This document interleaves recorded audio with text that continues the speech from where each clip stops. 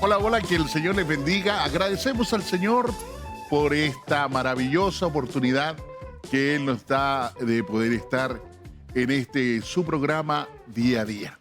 Antes de comenzar la entrevista de la semana, quiero que vean este video, por favor.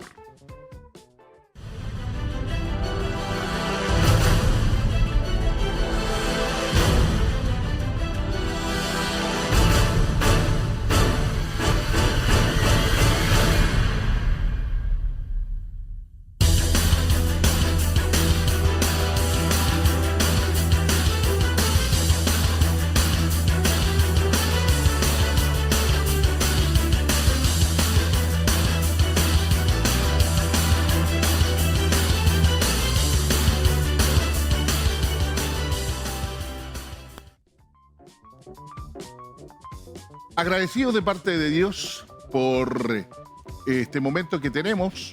Recuerden que estamos en su programa Día a Día, televisión abierta BPB, bendecido para bendecir. Este espacio que lleva la Comisión de Capellanes Internacionales de Chile y a través de este momento que es la entrevista de la semana. Hoy no estoy solo en esta plataforma, sino que también estoy como panelista para tener a nuestro entrevistado. Me encuentro nada menos que con el capellán Roberto Rebolledo. Roberto. Hola, Carlito. Qué bueno, capellán, estar en este momento acá. Es una tremenda bendición poder compartir este programa y sin duda va a ser de tremenda bendición porque el capellán, el pastor que vamos a entrevistar nosotros como capellanes es un hombre que tiene mucho que decirnos y que tiene experiencia y que Dios lo ha usado a través de todos estos años. Así que juntos, Carlito, estaremos en esta bendición. Sí. Con el pastor Roberto vamos a estar con un gran hombre del Señor. Le conocemos, bueno, muy conocido fue a través de su padre, ¿ya? Porque va a ser Roberto quien le va a preguntar, ahí él conoce un poquito más la historia de nuestro invitado. Él es nada menos que el pastor Marcos Huerta, que está en Estados Unidos, California. Con él tenemos el contacto ahora. Pastor Marcos, bendiciones. Muchas bendiciones, un gusto saludarles a todos ustedes, a los que están ahí en el estudio y también a los que nos están escuchando. Agradecido, pastor, por acudir al llamado de la entrevista de la semana de la Comisión de Capellanes Internacionales de Chile. Conversábamos recién con el pastor Rebolledo. Yo no quiero preguntarle la edad, no quiero caer en esa, pero yo creo que debemos andar por ahí a lo mejor los dos. En cambio, Rebolledo un poquito más mayor que yo, poquita cosa, y él conoce mucho de usted, más que nada, y también conoce mucho de su padre. Así que quiero dejar este momento a Roberto para que él le haga las preguntas pertinentes. Bueno, Pastor Marcos, una bendición poder verte, poderte escuchar. Como tú dijimos en el interna, a través de Priscila, mi hija también ha sabido un poco de ti. Bueno, yo conozco a Marco desde cuando era joven, desde niño prácticamente joven. Quiero decir que muy pocas veces uno tiene la posibilidad de decir tantas cosas buenas de alguien. Y creo que con Marco no voy a exagerar. Él siempre, Marco, tú fuiste desde joven un muchacho comprometido, un muchacho que buscaba al Señor, el mayor de 3 hermanos, si no me equivoco, Cristian y tu hermano menor, ¿no es cierto?, que es pastor en el sur de Temuco. Doy gracias a Dios porque siempre fuiste quien también estaba interesado en las cosas de Dios de una forma profunda, un liderazgo desde muy joven, apoyaste mucho a tu papá Manuel Huerta y a tu mamá Rosita, que creo que ahora pareciera que ella está contigo allá en Estados Unidos, por lo que he escuchado. Así que para mí es una tremenda bendición poderte escuchar y poderte entrevistar a través de esto y decir que he visto el crecimiento en ti a través de todos estos años, has permanecido, has sido fiel y creo que también, si no me equivoco, la primera vez que viajaste a Estados Unidos lo hicimos juntos, cuando fuimos a la asamblea en Texas. Así que, Marco, es una tremenda bendición poder saber de ti en este día. No, igualmente, Roberto, es una alegría de poder verte y de dialogar a este nivel, juntos, vernos y que estamos en el ministerio. Amén. Claro, en el pasado, ahí nos conocimos, tú eras pastor, eras parte, creo, del distrito y apoyaste muchas de nuestras iniciativas, me acuerdo. Teníamos un ministerio que se llamaba Generación Extrema. Amén. Y Amén. justamente el pastor Rebolledo, con otro pastor, el pastor Acuña, apoyaron mucho nuestras iniciativas, ya que eran los pastores más jóvenes ahí en el área. Así que, bueno, vengo de una cuna cristiana, como bien decías, mi padre y mi mamá han sido ministros desde muy jóvenes y desde ese contexto, desde esa vivencia, el Señor fue moldeando mi vida y ampliando mi manera de pensar, que a temprana edad sentí mucho compromiso hacia Dios y también un compromiso hacia los demás, en el sentido de poder contagiar, de poder transmitir a otros jóvenes lo que yo sentía de parte del Señor. Y en ese sentido creo que fui una persona que logré en cierta medida ayudar, poder motivar y ser parte de lindas iniciativas que iniciamos o me involucré, iniciativas muy bellas en beneficio en beneficio de Dios. Amén. El Evangelio, así. Amén, Marco. Y también, bueno, antes de que continuemos con Carlito, quiero decir también que para mí es tremendamente importante porque uno no debe olvidarse de las cosas que Dios ha hecho con uno en el tiempo. Tu papá fue el que me trajo al ministerio. Él fue el que me impulsó y me incentivó. Yo era evangelista, trabajaba con mi esposa como evangelista, recorríamos Chile y algunas partes de Sudamérica recorriendo, predicando la palabra, y tu papá fue quien Dios usó para que yo entrara al ministerio pastoral. Así que nos une algo maravilloso y uno sabe que todo esto es producto de que el Señor ha estado en medio de todo esto. Carlito. Pastor Marcos, bueno, ya el Pastor Roberto ha dado una introducción y sabemos que usted viene de una cuna cristiana, de su padre, un hombre muy renombrado, por supuesto, dentro del cuerpo de acá de trabajo, el cuerpo del Señor. Pero cuéntanos un poquito, a muy temprana edad llega el ministerio a tu vida. Cuéntanos a qué edad llegó precisamente y durante cuántos años estuviste desarrollando el ministerio acá en Chile antes de viajar a Estados Unidos. Claro, bueno, sí es un peregrinar porque siempre me involucré en las cosas del Señor. Creo que participé en todos los liderazgos, solamente me faltó ser líder de damas, ¿verdad?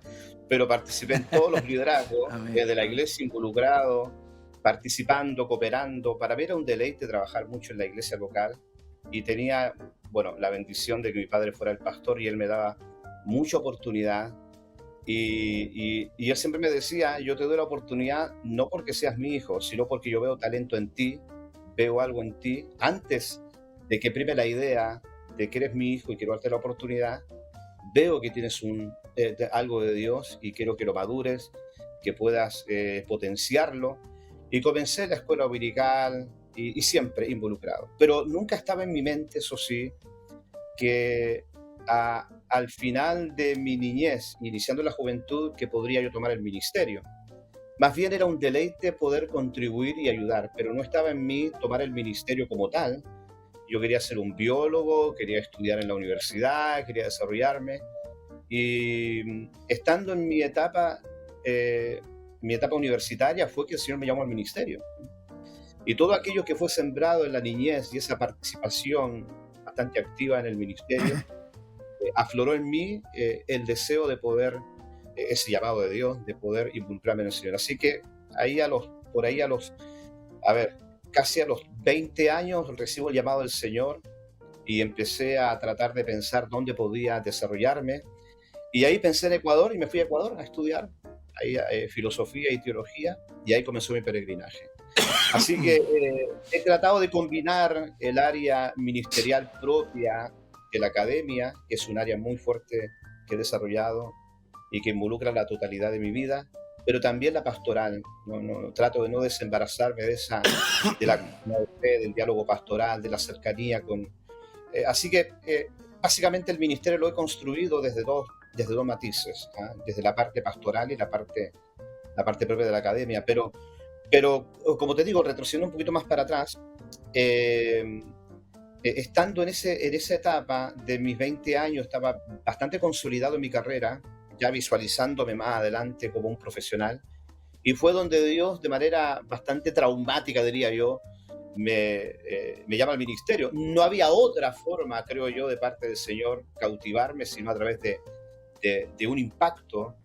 Vino un predicador a la iglesia en una convención en Osorno y da un mensaje bastante fuerte sobre la audacia que significa lanzarse en las manos del Señor y que Él dibuje tu historia. Él hablaba de eso, de que Él puede construir tu historia. Y sea audaz, sea valiente, atrévete a dar ese paso.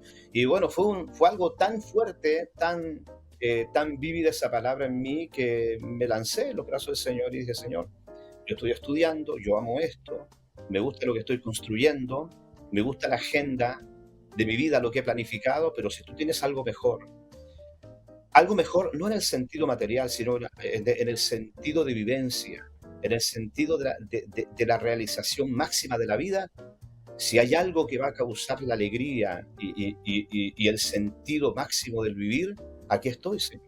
Y ahí el Señor me cautivó y me llenó, y bueno, ahí empecé el ministerio, estudiando primero, pero inmediatamente al estudiar, como ya tenía el ejercicio de ministrar, de predicar, estudiaba y a la vez apoyaba en el ministerio como pastor de jóvenes, pastor de educación, porque inmediatamente cuando entré al seminario se dieron cuenta de que yo ya llevaba un ejercicio ministerial, aunque estaba bastante joven, pero ya llevaba todo un trajín, una experiencia, una vivencia en la iglesia local.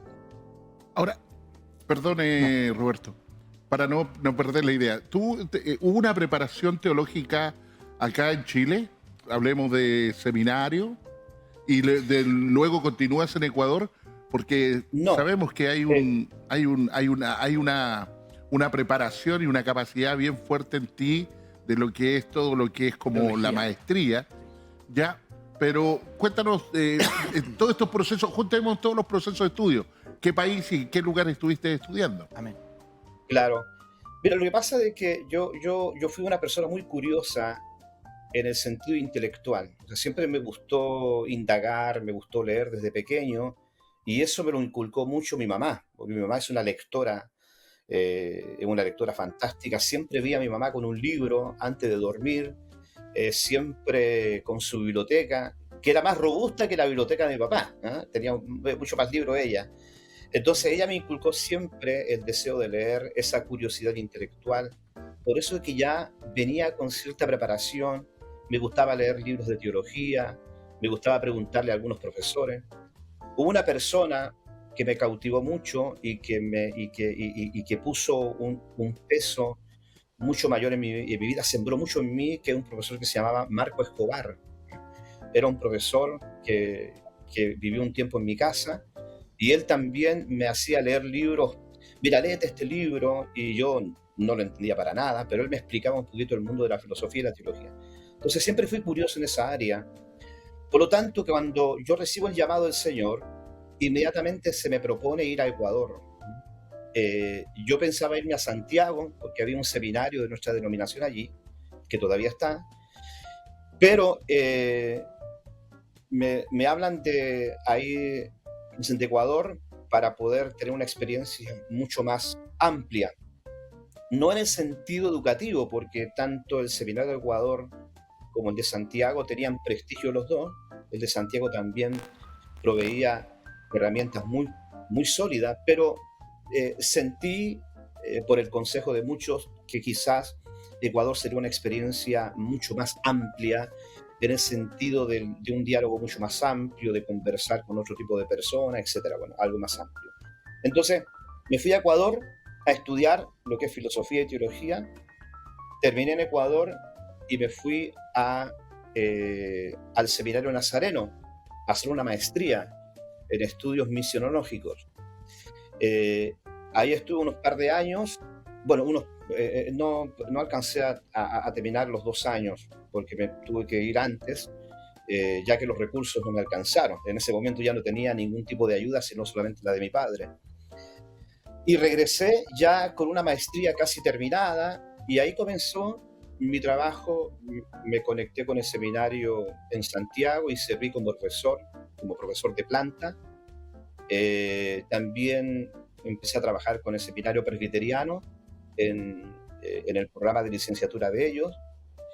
Y bueno, y de ahí comenzó la inquietud de poder hacer una segunda maestría y que es un doctorado. Y ahí vi que las posibilidades eran solamente aquí en Estados Unidos o en Europa. Estaban las posibilidades en Santiago o en Argentina o en Brasil, pero era muy caro. Entonces, la razón por la cual yo emigré a los Estados Unidos fue por un asunto económico, ya que no tenía los recursos, no tenía quizás las herramientas, las posibilidades de poder estudiar una segunda maestría o un doctorado ya en nuestro contexto latinoamericano, por lo caro que es. Entonces me fui a los Estados Unidos, me vine aquí a los Estados Unidos y aquí terminé una segunda maestría en un seminario bautista, una segunda maestría, y de ahí consideré lo que es el doctorado. Y en Jacksonville, Florida, donde estuve un tiempo, ahí saqué la maestría, consideré emigrar a California. Y me vine en California como por ahí por el 2002. Y en el 2002 comencé ya a conectarme con una universidad, Patent University, a trabajar en el departamento hispano. Y ahí trabajé como editor de los libros de estudio, porque en aquel tiempo no había nada en español, todo era en inglés. Y el departamento hispano quería fortalecer el área hispana con materiales en inglés, así que me dediqué a escribir, me dediqué a editar libros y formamos un buen proyecto educativo allí. Y en ese momento también consideré el doctorado y me empiezo a presentarme en diferentes lugares. Y hay un programa hispano de la Iglesia Cuadrangular que estaban con un proyecto bastante interesante, que era proveer un doctorado para pastores hispanos de la Cuadrangular. Y bueno, y ahí yo me enrolé, pero como no era de la Cuadrangular, ellos me estaban cobrando bastante caro, ¿no? Pero como vieron que yo enseñaba algunos idiomas bíblicos, entonces hicimos como el trueque. Yo enseñaba idiomas bíblicos a los programas de ellos, y de esa manera ellos me daban becas para estudiar el doctorado. Y terminé el doctorado en el 2008, el 2008. Ya en el 2010 tuve la oportunidad de venir a Estados Unidos y bueno, ahora desde el 2010 en adelante he hecho varios estudios postdoctorales que se llaman programas in situ, donde estudiamos con un grupo de profesores una serie de investigaciones y temas bíblicos teológicos, pero donde ocurrieron los hechos. Por ejemplo, estudiamos la teología y la filosofía de Pablo en Grecia, estudiamos la reforma española en España, estudiamos de filosofía en Grecia. Entonces, se llaman los estudios postdoctorales in situ, y desde hace varios años estoy involucrado en esas investigaciones. Qué bueno escucharte, querido Marcos. Bueno, en realidad yo hacía memoria, tú estuviste en una generación muy hermosa que hubo en Temuco a la edad de tu juventud. Tú dijiste que éramos pocos los pastores jóvenes, pero sí había un buen remanente de jóvenes de tu edad. Y de allí salieron muchos que hoy día son pastores. Tu mismo hermano hoy día es pastor en la ciudad de Temuco, ¿verdad? Donde Israel, donde Dios lo usa y también está junto a su esposa pastoreando allí. Bueno, tú te fuiste a Estados Unidos y en Estados Unidos Dios te cambió la vida porque allí conociste a la que es tu esposa hoy día, que se llama Erika. Yo no la conozco, pero lo pude leer en tu currículum, Erika, y Dios te ha dado 3 hermosos hijos que también son importantes en la vida de un pastor, Elías, ¿no es cierto?, Judith y David Emanuel. ¿Cómo fue esto, perdona que antes que ya entremos en Estados Unidos, cómo fue esto de conocer a tu esposa allí, de formar esta familia lejos de tu país, ¿no es cierto?, y lograr estos objetivos tan maravillosos en la vida de un siervo de Dios? Bueno, siempre cuando cuento esa parte, la inicio con algo, con siempre digo de que estaba finalizando mi programa doctoral y ya tenía conversaciones con mi papá para regresar a Chile. Ya quería regresar a Chile, quería trabajar en algún programa educativo, entrar a los liceos, ya tenía proyectos ya en mente, pero conozco a Erika y me enamoré, y como dice la Biblia, de que el amor es más fuerte que el Seol, ¿ah? Y me ganó el amor y me quedé aquí en los Estados Unidos. Sí, juntamente con Erika hemos formado una familia. Ella es oriunda de México, Sí, mexicana. pero desde muy pequeña, ella también emigró aquí a Estados Unidos. Eh, y bueno, con Erika hemos comenzado una bella familia. Elías va a cumplir 16, Judith va a cumplir 14 y David Emanuel vino, como también dice la palabra, que te daré aquello que no has pedido, ¿verdad? Y bueno, el Señor nos dio este pequeño que tiene 5 años ya, y estamos disfrutándolo ya en esta etapa de la vida. Sí, vivimos aquí en el norte de California y con Erika fue una linda experiencia. Yo la conocí a ella desde antes porque cuando iba a predicar a una iglesia ella cantaba en el coro, pero ahí no había ningún, ningún tipo de acercamiento, tampoco Amén. ningún clima. ¿Ah? Pero cuando fui nombrado pastor de jóvenes en una iglesia en Oakland, justamente ella llegó de visita y le gustó mucho el programa de la iglesia, le gustó mucho el departamento de jóvenes, todo lo que había allí. Y bueno, ella decidió quedarse. ¿Ah? Y yo la recordaba a ella. Y bueno, en el devenir del tiempo nos fuimos conociendo ya y nació un cariño bastante Amén. fuerte. Y al final, bueno, nos enamoramos y tenemos este lindo proyecto de vida. Qué bueno, antes de pasar para que siga Carlito, quisiera hacerte una pregunta que también tiene que ver con tu viaje, con tu llegada a Estados Unidos. He visto tu madurez, he visto tu crecimiento y no es menor, has escrito algunos libros, eh, entre ellos Un pastor llamado Jesús, El lenguaje de las intimidades, 2 libros y tienes otro en proyecto. ¿Cómo es esto, Marco, de poder concretar esto que a lo mejor muchos hombres de Dios anhelamos escribir un libro alguna vez, ¿verdad? Contar nuestras experiencias, buenas, malas, hablar de algo, de conocimiento, de todo, y que sin duda, bueno, yo no he tenido el privilegio de leer ninguno de tus libros, pero créeme que cuando supe quise saber si existía la posibilidad de conseguirlo acá en Chile, si tus libros están ya a disposición en alguna parte. Háblanos un poquito de esto, luego, ¿no es cierto?, nuestro capellán Carlos Garrido seguirá preguntándonos, pero háblate un poquito de este temita que te acabo de tocar. Claro, desde el 2000, sí, prácticamente desde el 2000 que me he dedicado a escribir. Tengo un blog, he estado escribiendo para diferentes revistas y siempre me gustó eso de escribir. Creo que el arte epistolar debe transformarse en un ministerio pastoral y en un Amén. ministerio eh, de todo hombre de Dios, dejar un legado escrito, escribir, aparte de la parte de hablar, de la homilía, también el arte de poder dejar en papel algunos pensamientos. Pero nunca se había concretado el tema de escribir un libro, siempre era en una revista, en un artículo, en un blog, y estaba ese sueño. Entonces, en el 2005 comencé el gran proyecto de Un pastor llamado Jesús, que es una perspectiva, aquí lo tengo, una perspectiva teológica, Amén. una perspectiva en realidad casi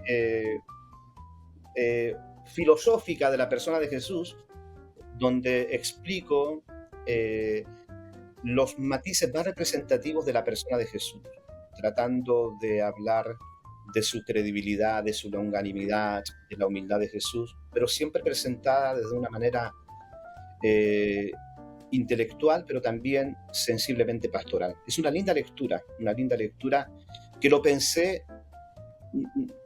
no para el creyente en sí, aunque lo pueda disfrutar, sino que para agnósticos, para ateos, para personas que de alguna manera tienen una fascinación intelectual, religiosa o secular de la persona de Jesús. Es un acercamiento más allá del dogma o más allá de lo religioso. Una linda lectura. El Setemín tiene 3 copias del libro, así que si quieres leerlo ahí en su biblioteca, ahí están en Setemín de Santiago 3 copias. Y este libro también que hice se llama El lenguaje de las intimidades es otro libro que escribí sobre el matrimonio. Y bueno, eh, mi especialidad no es el tema del matrimonio, sí tengo estudios sobre la familia, del contexto teológico, pero ¿por qué nació este libro? Porque en pandemia me tocó trabajar bastante en esa área, ¿no?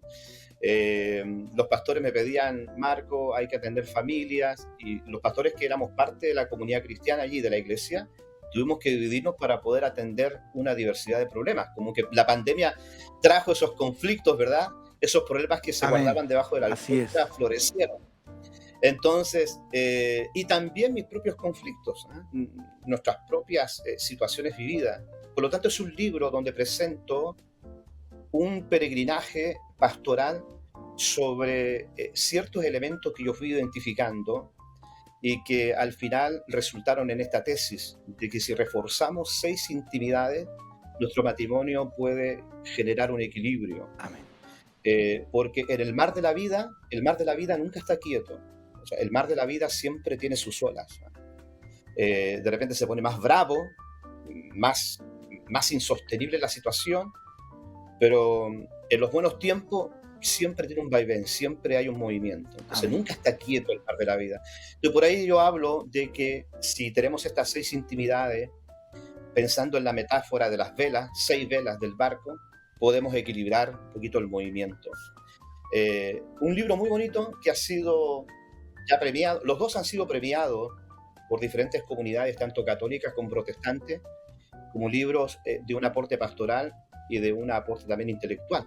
Este último libro también fue nombrado como un libro, como uno dentro de los 10 libros más prometedores en el campo de la intimidad matrimonial, el último libro de la intimidad matrimonial. Amén. Una porque es un libro que lo hice tipo manual también, porque después de cada después de cada subtítulo hay 3 preguntas que hay que resolver. Un libro muy atractivo, que juntamente con mi esposa lo estamos leyendo también, así que, y me he sentido interpelado por mi propia pluma en varias veces, así que ahora, los otros libros también son lo que es el rostro femenino de la fe, un libro sobre teología feminista, pero desde la perspectiva de la fe, ¿eh? desde la pastoral, o sea, cómo imaginamos lo femenino o la mujer, así que me atreví a escribir, a pesar de las tantas críticas de ciertas colectividades que piensan que un hombre no puede escribir sobre la mujer, en el campo teológico incluso, pero igual me atreví a escribir. Otro libro que se llama El lado oscuro de la masculinidad, hablar sobre el hombre, los problemas del hombre, la masculinidad, el lado que hay que cuidar, y otro que es una exégesis del griego al español sobre el libro de Filipenses. Ahora, escribir siempre fue un deseo y bueno, cuando la gente me dice, yo quiero escribir, ¿de qué manera lo puedo hacer? Y yo siempre digo de que ponte a escribir tus ideas, en un cuaderno empieza a trazar líneas, no importa que estés desordenado, pero ese es tu primer borrador. Ya después viene un editor y lo lee y le va dando el cuadro a todo lo que está escrito. Así que en este momento estoy apoyando o estoy dirigiendo por lo menos 3 obras literarias de una pastora y de 2 pastores que están haciendo sus libros. También apoyé el trabajo de mi mamá, que también escribió un libro muy bello que se llama Memorias de una mujer de fe. Un libro... Aquí está. Un libro muy bello también que ella escribió, Amén. Memorias de una mujer de fe. Un libro que también le apoyé y bueno, es una perspectiva de la fe con clave de mujer, adulta, mayor, viuda y pastora. Bueno, es muy interesante. Nos hemos encontrado con un pastor, un maestro, un hombre muy preparado. Amén. Pero vamos a continuar, vamos a seguir dialogando y conociendo un poquito más del pastor Marco Huerta. Vamos a ir a una pausa musical y luego regresamos en la entrevista de la semana.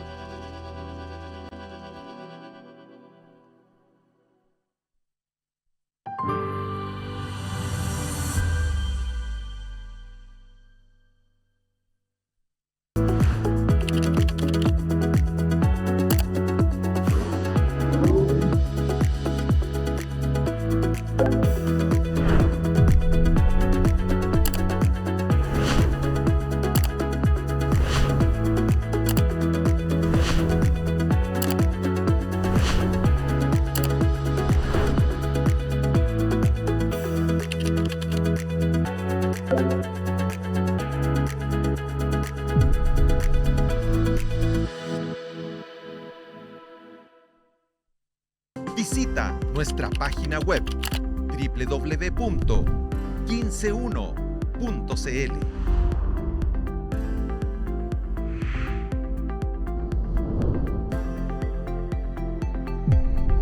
Somos el 15.1. Tiempo de oración. Un programa para orar y reflexionar en la palabra de Dios.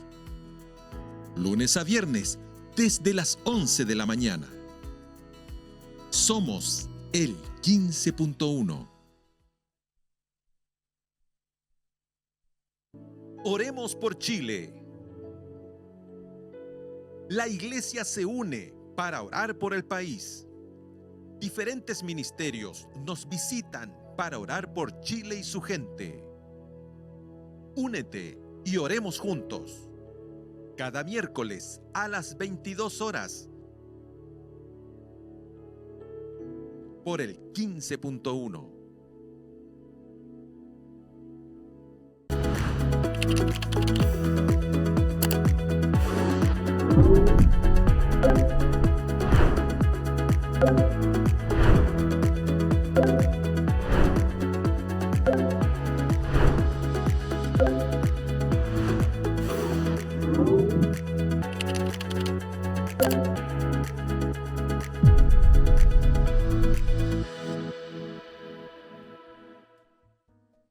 Estamos en este espacio de la Comisión de Capellanes Internacionales de Chile, la entrevista de la semana. Agradecemos, por supuesto, a BPB Bendecido para Bendecir, canal Televisión Abierta 15.1, que nos brinda y nos da esta oportunidad de poder realizar este programa. Quiero que podamos saludar también a Fundación CENAF. Fundación CENAF es una fundación cristiana que está trabajando en el sector de Maipú. Ustedes han escuchado de mí nombrarlo a ellos como una fundación que apoya el día jueves. Ellos están dando alrededor de 70, 80 almuerzos, y el día viernes o día sábado están repartiendo mercadería ahí en la villa de la calle Rinconada. Así que yo los invito a todos mis amigos que puedan meterse en la página, buscar ahí en www.cenafchile.com, y también pueden a través de, ahí está en la televisión, en abajito, cenafchile.com, y puedan llámenlo, visítenlo y coordinen un momento para poder estar con ellos y ver el trabajo que ellos realizan. Una labor realmente muy importante. Ellos están hoy día en un proceso de captar socios, así que usted puede hacer un aporte, quizás mensual, semestral, anual, como usted quiera hacerlo. Pero sería interesante que aquellos que sintonizan y empatizan, obviamente, con lo que es la fundación y el trabajo social, puedan también bendecir a esta Fundación CENAF. Así que saludamos también a todos los hermanos. Quiero saludar a Sebastián, a Tati, quiero saludar al hermano Dagoberto Fuente y a su esposa Jessica Linderman, que me pidieron que los saludara. Por supuesto, también saludar a todos los capellanes de la Comisión de Capellanes, que también trabajan juntamente con nosotros en el trabajo hospitalario, comunitario, deportivo, carcelario, emigrantes, en fin, varios trabajos y varias labores. A Paola Ortiz, a Trinidad Vargas, a Roberto Roda, Ico y Paulina, al pastor Eduardo Acevedo. Un abrazo, pastor, fuerza, fortaleza en el Señor, lo hemos estado conversando. A la familia Salazar, a Cora Quiroga y a Eduardo Quiroga, a Jorge, a Jonathan, a Isela, a Hugo Acevedo, mi gran amigo que está en Argentina, a Sebastián, ya le dije, a Tati, a Hugo Acevedo, pastor en Argentina, y así a muchos más que ven nuestros programas, la entrevista de la semana.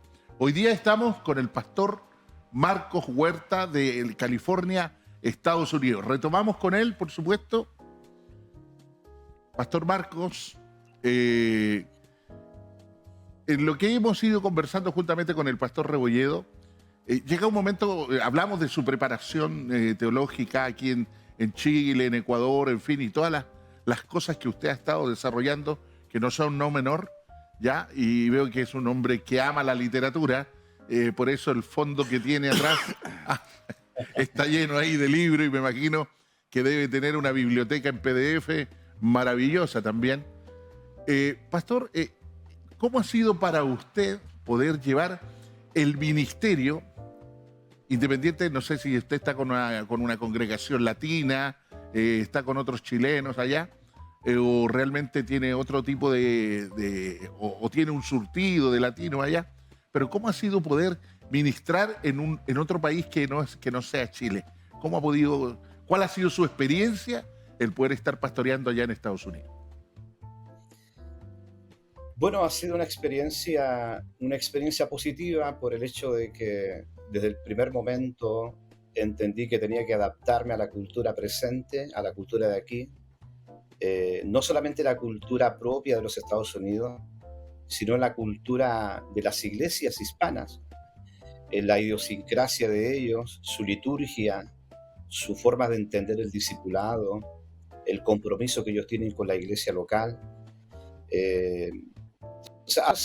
Fue un proceso que, lo bueno de que, como estaba solo, era joven y no estaba casado, entonces el nivel de flexibilidad lo tenía en su mejor momento, así que podía flexibilizar, podía conocer, adaptar, estaba muy abierto para poder entender la realidad de las iglesias. Entonces ese proceso de adaptación me sirvió para poder entrar con mucha humildad con el deseo de aprender, desaprender también, para poder ser más útil a la hora de poder ministrar. Y lo otro también, que cuando llego aquí a los Estados Unidos, que fue cerca del 2002, especialmente a California, me di cuenta de que la preparación teológica era muy precaria.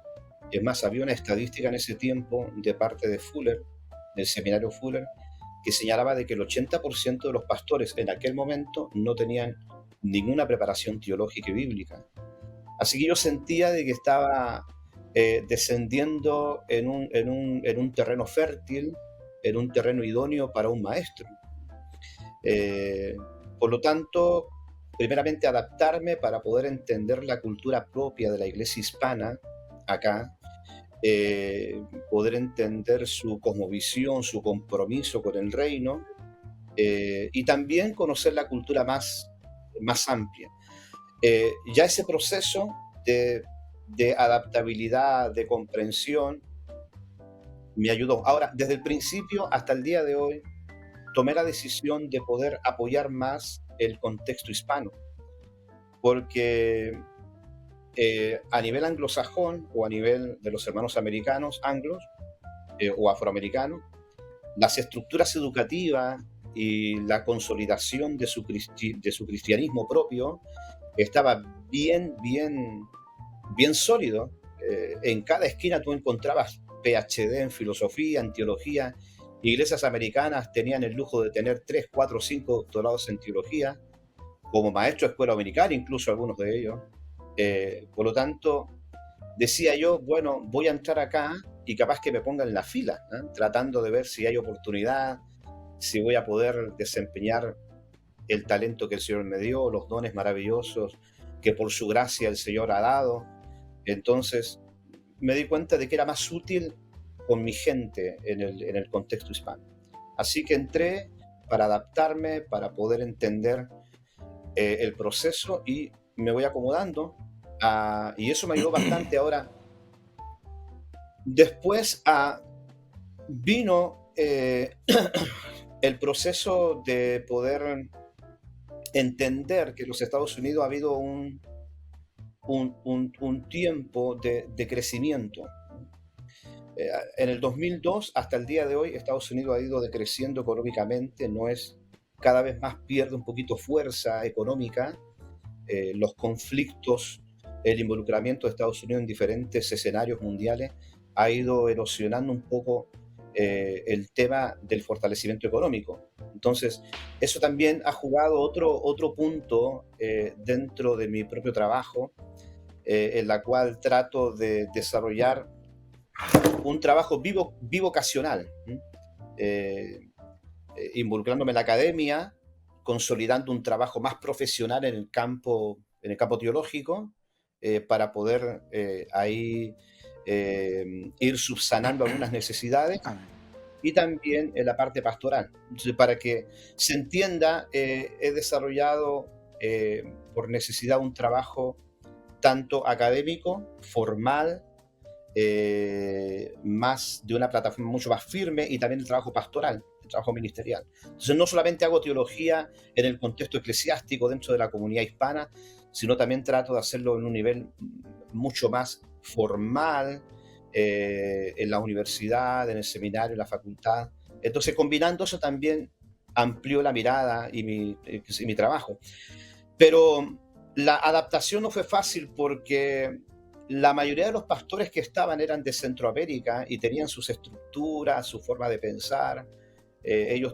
Muchos de ellos hacían la pastoral como si estuvieran en sus países, y por eso de repente había cierto choque de la forma en la cual tenían sus liturgias o tenían sus dinámicas políticas propias de la iglesia. Entonces, la adaptación también no fue un proceso tan placentero al principio, sino que tuve que adaptarme, tuve que entender, tuve que comprender el por qué tenían estas formas disciplinarias, o por qué estos énfasis en los discipulados. ¿Por qué las restricciones hacia el Ministerio de la Mujer también? Había mucha restricción hacia ella. Entonces, también fue como un proceso que tuve que sortear. ¿Ah? Pero bueno, han sido ya casi 20 años Amén. en el ruedo y hemos estado ahí caminando lo posible, siempre humildes para poder estar al servicio de la comunidad de fe. Porque una de las cosas que yo me di cuenta de que cuando llegaba un ministro de afuera, yo le recomendaba una virtud. Mira, la virtud de la humildad. Tienes que ser humilde, tienes que tratar de no imponer tus ideas, aunque sean las mejores que tú hayas visto en tu vida, pero trata primero de adaptarte, porque me di cuenta de que las iglesias hispanas acá eran muy sensibles a ese elemento de la virtud. Cuando te miraban humilde, con la disposición de servir, pero también de aprender de ello, entonces ellos abrían más justamente sus puertas para que tú desarrollaras tu ministerio entre ellos. Marquito, en base a eso, pastor, a la pregunta que te hizo capellán Carlos Garrido, yo quisiera preguntarte, tomándome un poco de lo que tú estás narrando en este minuto y que es tremendamente interesante, y naturalmente que no puedo dejar de hacerte la pregunta que había escrito para hacerte, y creo que es el momento preciso. Dentro de lo que tú nos enviaste, ¿cómo ha sido trabajar en la iniciativa Pro Emigrante? Porque los países como Estados Unidos, nos está pasando en Chile, donde llegan muchos emigrantes, llegan personas de muchos países. En este caso, nosotros hemos sido invadidos por gente de Venezuela, de Puerto Rico y de otros países, porque ven en Chile a lo mejor un país de más oportunidades, ¿no es cierto? Pero también eso abre a que cuando, como tú mismo lo estabas narrando, llegan pastores, llegan líderes de diferentes países, en este caso Estados Unidos, tratando de imponer su forma de trabajo, como tú mismo lo has dicho. ¿Cómo es esto de trabajar con un grupo en una iniciativa de pro emigrante? ¿Cómo ha sido para ti enfrentar eso? Tú que eres un inmigrante en Estados Unidos, ¿verdad? Y que llegaste a un país en busca de oportunidades, porque nadie se va a otro país a vivir para ir a vacacionar por siempre, ¿verdad? Tienes que ser parte de ese país, adaptarte a ese país, crecer en ese país, aceptar las reglas de ese país, las leyes de ese país. ¿Cómo ha sido esto para ti, querido Marco, allí en Estados Unidos? Bueno, mi visión que yo tengo en cuanto a eso, la pastoral migratoria, que le llamo, resulta de mi propia vivencia como tú bien decías, como inmigrante. Yo llegué a este país con $60 en los bolsillos y 1.000.000 de ilusiones, ¿verdad? Y me tocó dormir en una oficina durante bastante tiempo, me tocó dormir detrás de un sillón de una hermana que gentilmente con su esposo me cobijaron un tiempo cuando tenía necesidad. Me tocó experimentar muchas cosas. Mientras estaba estudiando el doctorado, trabajé pintando, la construcción y en diferentes...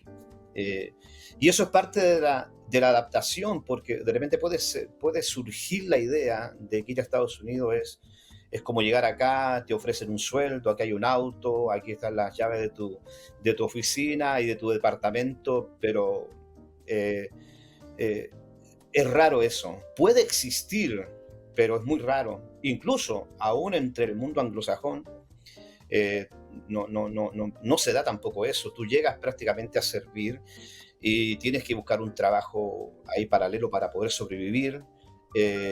Evidentemente que en cuanto a la remuneración o el tema de los sueldos es mucho más alto que cualquier país de Latinoamérica, pero los bienes cotidianos, son más caros el también. costo de vida es sumamente caro. Entonces, a ver, un departamento para una familia con 1 o 2 hijos, $2.500 solamente rentar un lugar. Aparte de eso, la comida, entre $1.000 a $1.500 mensuales, ahí está subiendo. Aparte de eso, la aseguranza del carro, que te puede costar hasta $150. Entonces ahí vas sumando y te das cuenta que los recursos son bastante severos. El internet es caro, todo es caro, la gasolina se ha puesto cara. Entonces el costo de vida es sumamente elevado, especialmente en California es sumamente elevado. Ahora, es adaptarse. Tú llegas con humildad, tienes que trabajar, tienes que hacer varias cosas para poder mostrar que vienes a servir. Y en el camino, cuando conocen tu calidad humana y también tu propuesta ministerial, ellos justamente te bendicen. Pero sí, fue un proceso bastante, bastante importante y en lo personal he podido trabajar en la pastoral, ayudar y contribuir eh, y en eso, pero pensando, perdón, se me escapó una parte final que tú me dijiste. ¿Se me puede repetir la parte final? Bueno, y la pregunta que te hice es cómo ha sido trabajar en iniciativa pro emigrante, porque Ya, en el fondo, lo que me da a entender a mí aquí, que tú eres parte de algo que tiene que ver con los emigrantes que llegan a Estados Unidos y no sabía a qué lado enfocarlo, por qué lado tú te fuiste para hacer ese claro. trabajo. Sí, bueno, yo vine a este país como turista primeramente porque había un proyecto en una universidad de poder llegar y apoyar. En aquel entonces la universidad me iba a pedir para poder yo trabajar. Eso ya lo habían hecho con otros estudiantes, con otros maestros. Por lo tanto, la institución académica tenía ya el conocimiento, tenía los contactos y tenía la estructura para hacer eso. Pero cuando yo llegué, lamentablemente hubieron algunas situaciones y lamentablemente fui víctima de una situación, casi un fraude por allí, ¿verdad? De unos pseudos abogados. Y eso me significó estar 10 años eh, fuera del estatus, ¿no? Eh, Migración me manda una carta y me dice que ya no puedo estar acá, pero me dice que yo, por ser chileno, no puedo salir todavía sin antes recibir una hoja o un permiso para que en 10 años más podría regresar. Ahora, toda esa experiencia de ir a migración, de sentir el temor, de estar esperando esas cartas, del trato que a veces recibía, eso fue causando una cosmovisión en mí, una mirada en mí. Amén. Y cuando yo pude arreglar los papeles, los arreglé. Lo primero que hice fue convertirme en un facilitador, en alguien pro inmigrante. Y trabajé como capellán en la Casa del Obrero Hispano. Es un lugar donde llegan las familias inmigrantes con necesidad y son atendidos por diferentes facultativos. Todos son profesionales. Pero lo interesante es que todos son profesionales y todos son jesuitas, ¿no? Y yo era el único profesional en el área teológica y era protestante. Así que a mí me tocaba escuchar a la familia, poder escuchar sus problemáticas de ellos y poder ministrarlas. Me tocó ir a centros de detención migratoria, ir a buscar a una persona, ir a ver a algunas jóvenes que no tenían los insumos propios de una dama, ir a llevárselos para ministrar, para poder conocer su caso. Entonces, sentí una tremenda compromiso y ahí me di cuenta que lo migratorio para un país puede ser un problema, el hecho de que lleguen personas de manera masiva en este desplazamiento, pero para la iglesia debe transformarse en su gran oportunidad. O sea, la visión que uno tiene de lo migratorio debe ser original y neotestamentaria para la iglesia. Para los gobiernos es un problema, ¿verdad? Porque ahí colapsan muchas situaciones, colapsa el tema hospitalario, colapsa el tema del suministro social de parte de un Estado o de una alcaldía. Hay muchas problemáticas. La delincuencia también es compleja, pero no es un problema para la iglesia, es una gran oportunidad para la iglesia, porque podemos tocar vidas de personas que vienen huyendo del terror nocturno, vienen huyendo o en busca de paz, y la iglesia se transforma Amén. en un lugar donde pueden ser acogidos y orientados, porque la iglesia tiene una misión de acoger y de orientar para que esa Amén. gente pueda ubicarse, encontrar trabajo y bueno, todo eso.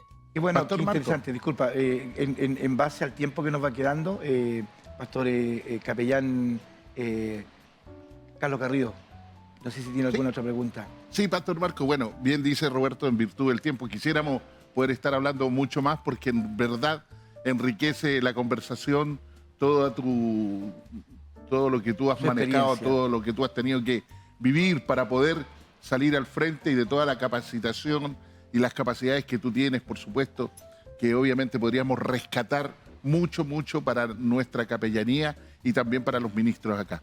Pero quiero darte estos minutos que quedan, que son breves, estos 2 minutos que van quedando, para que tú puedas saludar a quien tú quieras, estimes, saludar allá a los que están allá en Estados Unidos, acá en Chile. Quiero que te tomes estos 2 minutos para ya Amén. poder decir muchas gracias por todo. No, primeramente agradecidos con ustedes por esta linda oportunidad de poder dialogar tanto lo que es personal, pero también algo de lo que uno hace aquí. Yo estoy siempre conectado con Chile, estoy permanentemente leyendo periódicos online, viendo noticias. Este mismo programa he visto varios de las cápsulas, de las entrevistas que han hecho. Y no, un saludo para todos aquellos amigos del ayer, jóvenes de mi infancia. No quiero dar nombres para no quedar por ahí Corto. ahí corto, ¿verdad? Pero tengo muchos amigos con los jóvenes que compartí Generación Extrema, con mi familia, tanto en Copiapó como acá en Rengo. Hay mis tías de Rengo. Y bueno, tantos amigos que compartimos muchas cosas hermosas. Y las iglesias también, yo soy hijo del sur de Chile, la Iglesia de Dios en Temuco, donde mi hermano Israel, él pastorea una iglesia muy bella, en la cual varias veces he participado con ellos, tanto online como presencial. Así que un cariño para todos ustedes. Amén. Bueno, te agradecemos, Pastor Marco, gracias, Amén. porque acudiste al llamado de la Comisión de Capellanes cuando Daniel se contactó contigo para la entrevista y te agradecemos. Realmente queremos de alguna u otra manera, tenemos tu teléfono, vamos a mantenernos en contacto. Así que desde Santiago de Chile, Muchas bendiciones. desde aquí del canal BPB, Amén. Bendecido para Bendecir, de su programa La Entrevista de la Semana, te decimos chao Marco, muchas gracias. Amén. Bendiciones. Saludos a todos allá. Muchas bendiciones. Y que Dios bendiga grandemente tu familia. Amén. Gracias por tu tiempo y que todo lo que hagas sea Sea bendecido de parte de Dios. Amén. Chao, Amén. muchas gracias. Muchas gracias.